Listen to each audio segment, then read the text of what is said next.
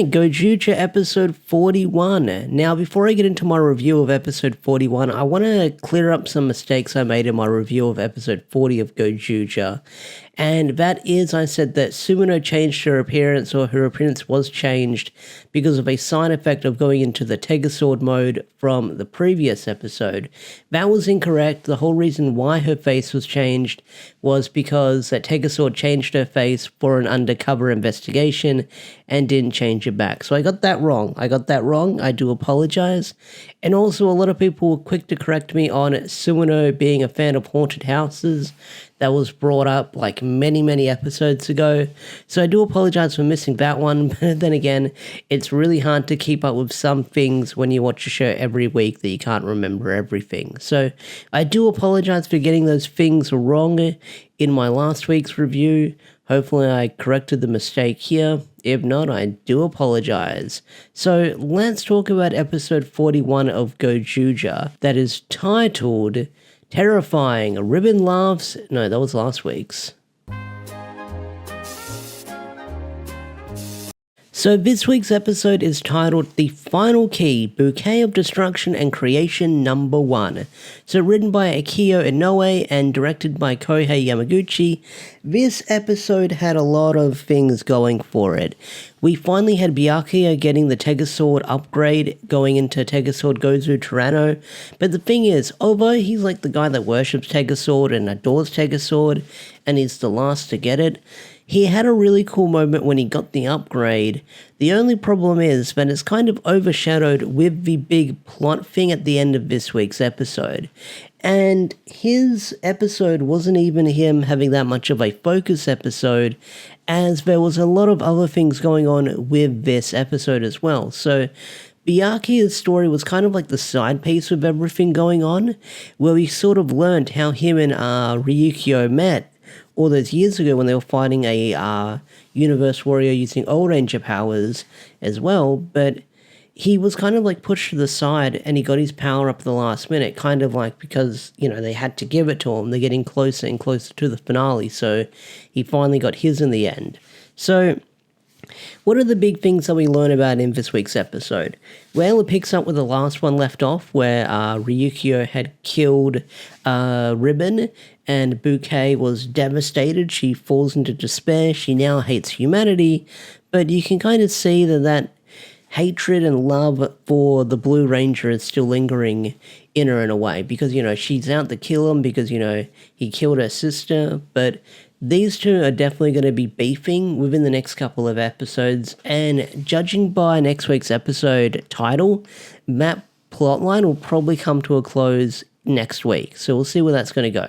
Now, one thing we also get in this week's episode, and this is kind of what took everything away from Byakuya getting his power up throughout the episode, because we get some major lore dumps and a major lore bomb in this week's episode, as we finally found out who created the No One World and who created TegaJune. So the story is that there was this brilliant engineer in the human world who lost their daughter. Their daughter died through unknown circumstances, but it caused this person to go into despair. And because of the despair they were feeling with the loss of their child, they wanted to create a world where their daughter lives. So they created the AI world of the No One World. But not only that, that also created TegaJune as well. So now we finally know who created TegaJune and who created the No One World.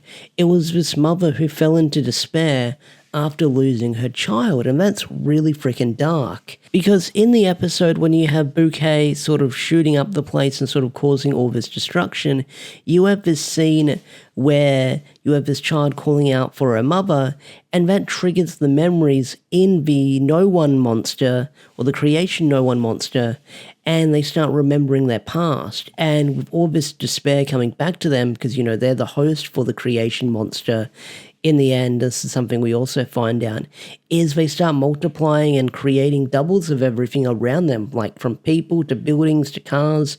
It shows their creation powers for what they can achieve, which has the monster winning the game for the very first time in the end, which is kind of another crazy thing that we get in this week's episode. Now, the big thing that we have at the end of this week's episode is that TegaJune finally finds a pilot, and it's the creation monster. So TegaJune promises the creation monster, saying, hey, if you pilot me, I'll make all your wishes come true, and I'll help you create that world that you want to live in.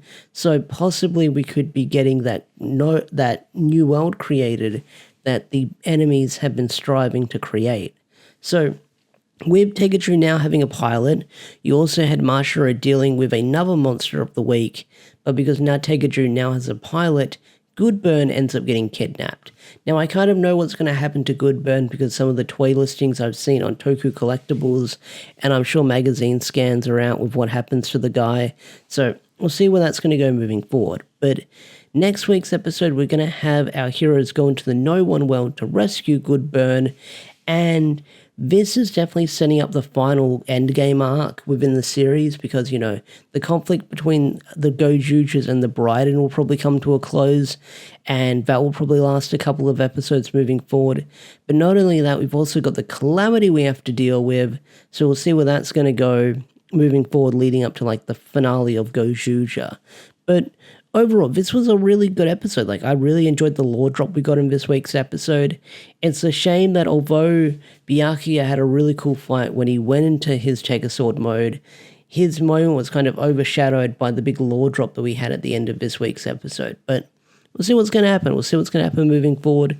Maybe he'll have another moment, even though he had a really cool moment this week. It was, like I said, kind of overshadowed.